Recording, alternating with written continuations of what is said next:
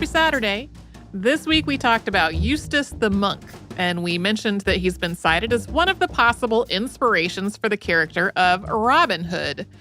We did an episode called Who Was the Real Robin Hood years ago, and in that episode I said I might want to do an episode on Eustace the monk one day, and then I completely forgot about it. Yay, brains!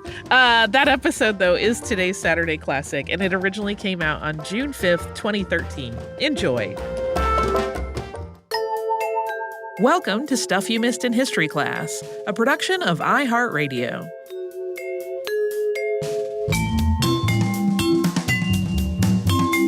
Hello and welcome to the podcast. I am Tracy V. Wilson. And I'm Holly Fry. And today we have a listener request. Hooray! We have many who was the real blah-de-blah. Yeah. So we have who was the real Moriarty, that kind of thing. Yeah. And one of our oft-requested things, in this case by Michael and many other listeners, is who was the real Robin Hood? Yeah. Yeah. Which is a tricky question in point of fact. It kind of is. Robin Hood-style characters have been showing up in literature since the 14th century, but as a concept, he's kind of been around longer than that, at least 700 years. But his earliest appearance in literature was in English ballads that were singing the tales of a Sherwood Forest criminal who squared off against the Sheriff of Nottingham. Maid Marian and Friar Tuck came on later, but Sherwood Forest and the Sheriff and Little John and Will Scarlet are all there pretty early on, along with the idea of robbing rich people, but not necessarily giving that up to the poor. That comes along later, too. Historians who actually lived during the medieval period seem to have assumed that Robin Hood was actually a real person who lived in the 12th or 13th century, but their accounts aren't consistent at all, and modern historians aren't so sure about any of that. There's just not evidence to support it necessarily. There's a lot of question marks. And some of the grander elements of the Robin Hood lore are also pretty tricky when you get into the logic of them. 70 merry men may have been able to feed and clothe themselves just working with the spoils of their robbing, but surviving the winter and staying warm without shelter would have been a little bit trickier. Yeah, it's not a very warm part of the world. No. Without some kind of permanent structure to take some kind of refuge from the climate in, which then would have been easily raided. So, that brings us to the question of, is Robin Hood a fictional blend of outlaw, daring do, and some wish fulfillment? Because lots of people like to see other people get their comeuppance. Oh, yeah. Or was he a real person, or a combination of both? It's a great question. That might not be 100% answered ever. Nope. But we're going to examine all of the various possibilities. Yeah. So, in the Middle Ages, places like Sherwood Forest weren't just vast landscapes of tree cover, like we might think of the word forest today. They were kind of a hodgepodge of wooded areas and cultivated ground, so the nobility could use them to hunt and to grow food. And there were also laws about how everyone else was allowed to use the forest. But the places that were best for game hunting were also great for hiding. So places like Sherwood Forest were perfect for outlaws to call home. It was a great place to hide out. And it was extra great because it was illegal for them to even be doing that. So it was a perfect setting for these Robin Hood-style adventure stories that have persisted throughout the ages. The earliest known written reference to Robin Hood is a passing reference in William Langland's allegorical poem, The Vision of Piers Plowman, which was written in the late 1370s. He says, "I don't know perfectly my Our Father as the priest sings it. I know rhymes of Robin Hood and Randolph Earl of Chester, but neither of our Lord nor of Our Lady, the least that ever was written." So he's basically saying, I don't really know my prayers, but I do know Robin Hood. And after that, there's a series of ballads and stories that came along throughout the 14th and 15th centuries. Great hits like Robin Hood and the Monk. The Little Jest of Robin Hood. Robin Hood, His Death. Robin Hood and Guy of Gisborne. And Robin Hood and the Curtal Friar. So there's not so much of a really noble rob from the rich, give to the poor focus in a lot of these older stories. There is definitely a lot of robbing, not necessarily a lot of giving. In some of the early stories, Robin's just really violent. And he's not a fallen noble in these stories, which is an idea that was attributed to him later. He's a commoner a peasant, or at the highest, a yeoman, which was kind of a middle class situation. The king mentioned in these early works is Edward, probably meaning Edward II, while a lot of the more modern portrayals talk about a Prince John or a King John. And Little John and Will Scarlet are also early names that show up in the context of being Robin's merry men. But as we said before, there was no Maid Marian in these early ballads or Friar Tuck. Those really got added in later. In the context of literature, Robin Hood got upgraded to a nobleman in 1601 in Anthony Munday's plays The Downfall of Robert, Earl of Huntingdon, and The Death of Robert, Earl of Huntingdon. Around 1770, Robin Hood's Garland, being a complete history of all the notable and merry exploits performed by him and his men on diverse occasions, to which is added a preface giving a more full and particular account of his birth, etc., than any hitherto published, came out. That's quite a title. I love those extremely long titles. And this particular piece of literature added more stories and more characters to the Robin Hood lore. So there was lots of Robin Hood meeting somebody in the woods, fighting with that person, and then eventually inviting him to join him and the merry men in their exploits. By the 19th century, Robin Hood stories were everywhere. Howard Pyle's The Merry Adventures of Robin Hood of Great Renown in Nottinghamshire came out in 1883. This gathered lots of Robin Hood stuff into one place and also adapted it for children. And it became a source material for a lot of the later Robin Hood writing.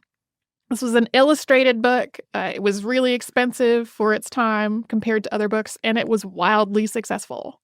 And following that, there were plays, operas, comic books, films, and more films. So many Robin Hood movies. Costumes, merchandise. Robin Hood was like a marketing juggernaut. Yeah, he's become kind of just an iconic figure, especially in the world of English stories. Yeah.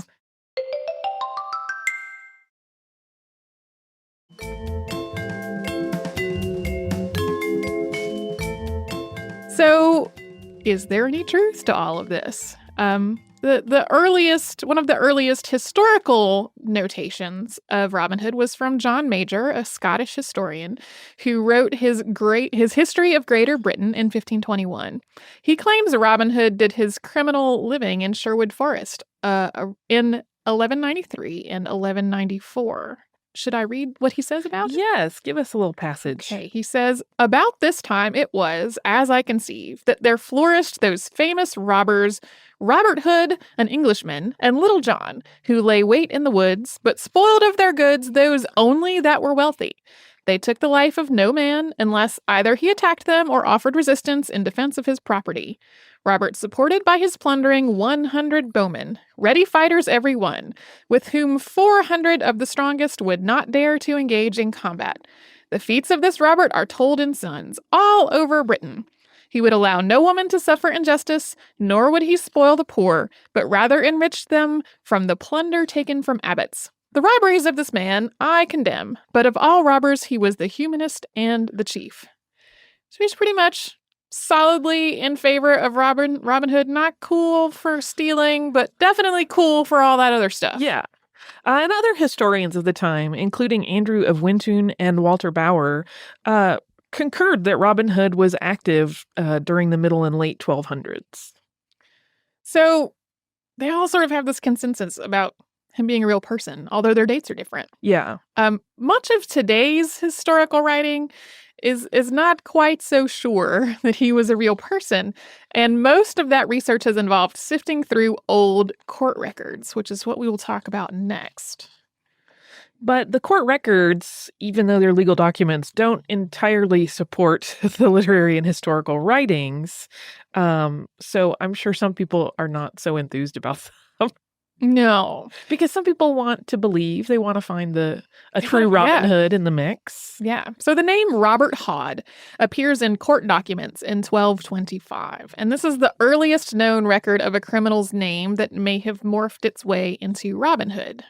There is another man that appears in the court records from 1261 and 1262, and in the 1261 document, he's named William, son of Robert Lefevre, and in 1262, he's William Robehod, suggesting that the court transcriber knew of the Robin Hood legend and possibly ascribed his name to an outlaw. From there are other Robehods and Robin Hoods in legal records, including people who deliberately took Robehod or Robin Hood as their last names in the 13th and 14th centuries, and people who adopted Little John as pseudonyms. And so it's basically people who heard this famous name and decided that should be their name too, because they were outlaws. Yeah. And all of these Robehods and Robin Hoods muddy the waters when you're actually trying to look for a real source of the stories. It certainly makes it seem like Robin Hood was enough of a legend by the 13th century that people wanted to adopt his name as theirs. There are also a couple of other examples of Robin Hood who were definitely criminals, but there's some reason that historians say he was not the right guy. He either lived too far away, or he was just a straight up murderer and didn't do the kind of thieving that Robin Hood was known for. And apart from that, in 1852, Joseph Hunter published a book citing a Robin Hood who worked as a porter in the king's court in 1324. And he connected this to a journey the king is described as taking in the ballad A Jest of Robin Hood. Hunter speculates that this is the same person as a Robin Hood who was outlawed in 1322, but there's no proof that these are actually the same person. And without the connection, it doesn't really seem to add up or hold up. Then we get into the suspects whose names do not sound like the words Robin and Hood. Roger Godbird was a 13th century farmer turned baron turned criminal who ambushed rich travelers with his band of men. The sheriff of Nottingham captured him and held him in Nottingham Castle, and his criminal dealings went on from around 1267 to 1272. A couple of writers have published books claiming that Roger Goldberg was the real Robin Hood, including David Baldwin and Brian Benson. Baldwin also claims that he discovered a 13th century grave belonging to Godbird. Baldwin's book is Robin Hood, the English Outlaw Unmasked, and Benson's book is titled Robin Hood, the Real Story. But Robehod and other pseudonyms, meaning Robin Hood, were already in use before Goldberg appeared in the historical record. So, writing for History Today, Sean McGlynn actually cites William of Kensham, a.k.a. Willikin of the Weald, and he was loyal to the crown and led a resistance band of about 1,000 archers against French invaders in 1216. His resistance was quite successful, and as a reward, he was granted wardenship of the 700s of the Weald, a division of land, with Weald being a heavily wooded place. McGlynn argues that he has the right blend of hero and outlaw qualities because the English would have viewed him as a hero, while the French would have viewed him as an outlaw. And there are also some other real outlaws who aren't that often cited as a real Robin Hood, but whose activities may have influenced some of the stories of Robin Hood shenanigans that came along later. Really, you don't really have to look far during that period of history to find people who were fighting in the woods using bows and arrows. Yeah. Right. That was a pretty common thing. So one is Fulk Fitzwarren, who spent some time living in the forest and fighting against King John. Another is Hereward the Wake, an outlaw who fought the Normans not long after the Battle of Hastings. And a third is Eustace the Monk, who I think I might want to do an episode on later on, because Eustace the Monk just sounds like a delightful thing to talk about. Indeed. He's not really delightful, though. He became a mercenary after leaving the monastic life to avenge his murdered father. Even William Wallace fits this very general description of guy who was an outlaw and fought from the woods. Yeah, and Robin Hood changes and evolves with the times. So in his earliest incarnations, he was tied to the violence that was common in the Middle Ages. But then in a trend that is probably quite familiar to modern audiences, public sentiment was beginning to see royalty and wealthy people in general as a bunch of tyrants who were abusing the law and making life harder for the commoner. So that, mindset was ripe for criminals who would try to take these people down a notch, and stories that would celebrate that kind of activity. And nowadays, Robin Hood is a challenger of authority, and he rights wrongs. And the people who do these kinds of things are celebrated as Robin Hood figures. So, yeah, we don't. Sometimes they're animated as cute little foxes. I know. I was going to ask you if you had a favorite Robin Hood, and I thought that might be the one that you would say. It's high on the list. Don't get me wrong. Yeah. But I don't. I have a detested Robin Hood. Oh, no. Who is it? It's the Kevin Costner version. Oh, yeah. It's one of the movies I had to leave. I Yeah. couldn't make it through the whole thing. Yeah. I think there are people, this is not about that comment. There are people who get really angry about portrayals of Robin Hood that they're like, that's not how it was. When how it was, We don't know. the earliest depictions, a lot of the things that we just sort of assume have always been the case about Robin Hood weren't really so much there. Like the giving to the poor part, not always present. A lot of times it was just robbing. I just thought it was a poorly made movie. That It could have been about anything. is valid.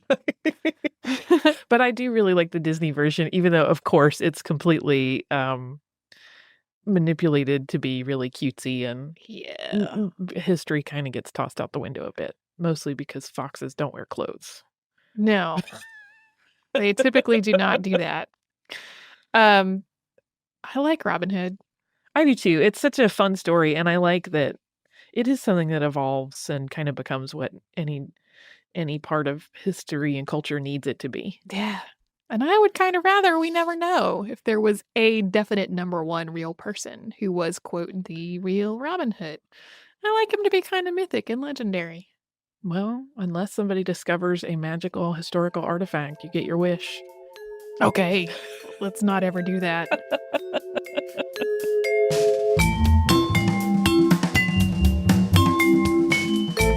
Thanks so much for joining us on this Saturday. Since this episode is out of the archive, if you heard an email address or a Facebook URL or something similar over the course of the show, that could be obsolete now.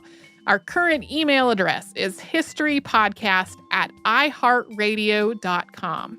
You can find us all over social media at Missed in History. And you can subscribe to our show on Apple Podcasts, Google Podcasts, the iHeartRadio app, and wherever else you listen to podcasts. Stuff You Missed in History Class is a production of iHeartRadio. For more podcasts from iHeartRadio, visit the iHeartRadio app, Apple Podcasts, or wherever you listen to your favorite shows.